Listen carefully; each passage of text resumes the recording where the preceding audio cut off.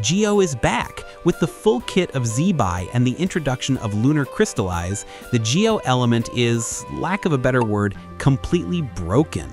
Zibai is going to be our very first true Lunar Crystallise DPS, and arguably one of the strongest damage dealers in the entire game. So let's break everything down. Zibai is a 5-star Geo sword user who deals the majority of her damage through Lunar Crystallise reactions. Her scaling focuses on both def and elemental mastery. Her normal attacks themselves are very simple and mostly insignificant for damage output. Coming to her elemental skill, Heaven and Earth Made Manifest, when Zibai uses this skill, she enters Lunar Phase Shift mode, where her normal attacks become Geo-infused and deal Geo damage. While in this mode, she begins accumulating a resource called Phase Shift Radiance. This resource is used to perform her enhanced elemental skill, which we'll cover in a moment. Before that, let's quickly talk about her elemental burst. Her burst is straightforward. After activation, she unleashes 2 hits of Geo damage, the first dealing standard Geo damage, and the second dealing Lunar Geo damage, which contributes to triggering Lunar Crystallise. Now for her enhanced elemental skill. Zibai can accumulate up to 100 Phase Shift Radiance points. Activating the enhanced skill consumes 70 points at once to unleash a powerful Lunar Crystallise strike.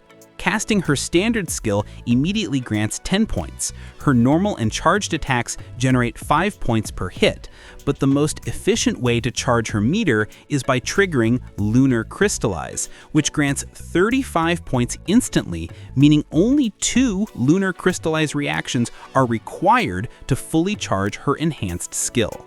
Her standard rotation is extremely simple. Start with her burst to trigger 1 Lunar Crystallise hit, then use elemental skill, spam normal attacks to build points, activate the enhanced skill, repeat normal attacks, and then unleash the enhanced skill again. It's a very clean and easy gameplay loop.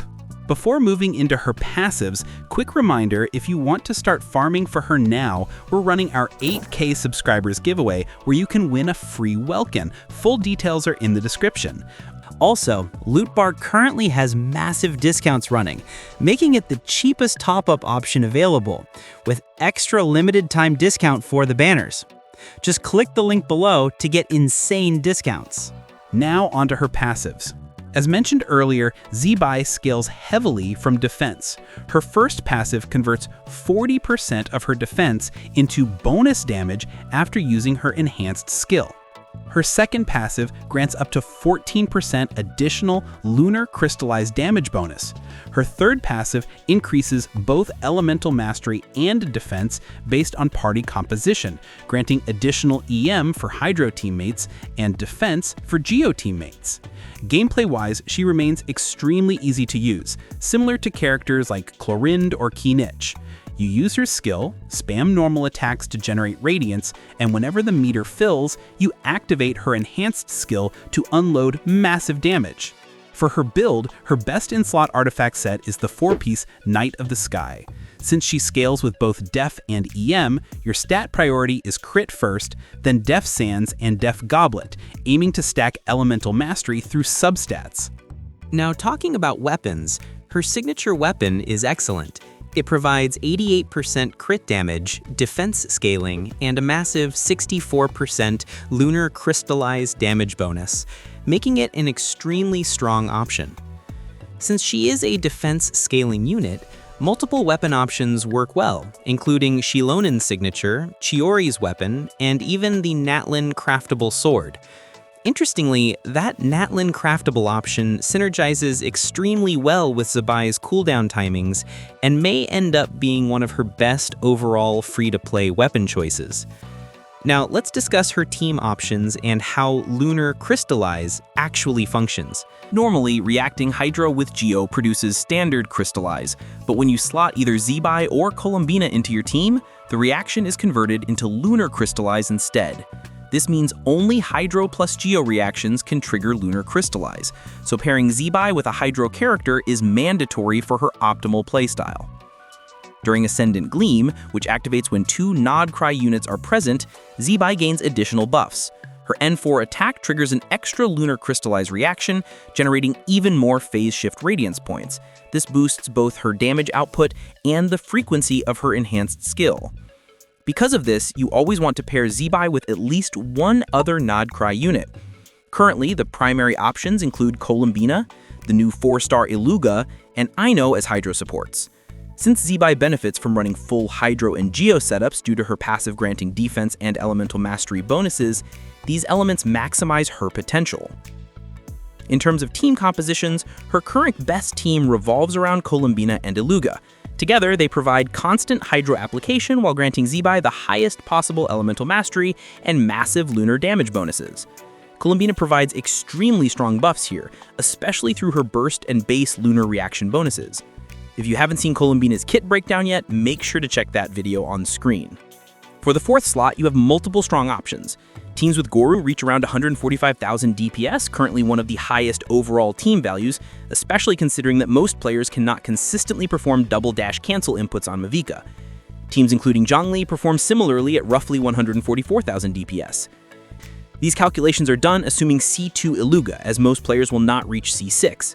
However, with full C6 investment, the damage can rise by another 10 to 15,000 DPS, bringing these compositions into direct competition with Mavuika's strongest teams with optimal execution. Her best in-slot setups will almost always remain full Hydro and Geo compositions to fully maximize her passive bonuses. However, if you do not have access to all ideal options, you can flex in characters like Durin to provide resistant shred and strong off-field damage, or use Nefer as both a shielder and personal damage dealer while triggering lunar charge reactions alongside Columbina. You can also run double DPS setups with Nefer as a secondary carry using emblem builds. Because Zibai does not scale from attack, most attack scaling DPS units lose value in her teams, which is one of the major drawbacks in her composition options. That said, you still have numerous functional alternatives. Farina, Yelan, and Xingqiu all work well as Hydro off-field units. You can even use Barbara for Hydro resonance and survivability, while Ino serves as a buffer and Silken Moon holder if you want to maximize Columbina's personal damage using her new artifact set. Looking at the calculations overall, you'll see some sheets estimating around 140,000 DPS and others pushing closer to 150,000 DPS. But either way, Zibai's teams are comfortably sitting in that top damage tier, outperforming Veresikim's and most older DPS setups. While Flins and Nefer teams received massive buffs recently, their final damage ceilings still tend to land slightly below peak Zibai compositions. If I had to rank things right now, I would personally place both Mavuika and Zibai at number 1 overall, followed closely by Flins and Nefer. Of course, everything is still deep in beta, multiple balance passes are expected, so numbers may swing up or down before release.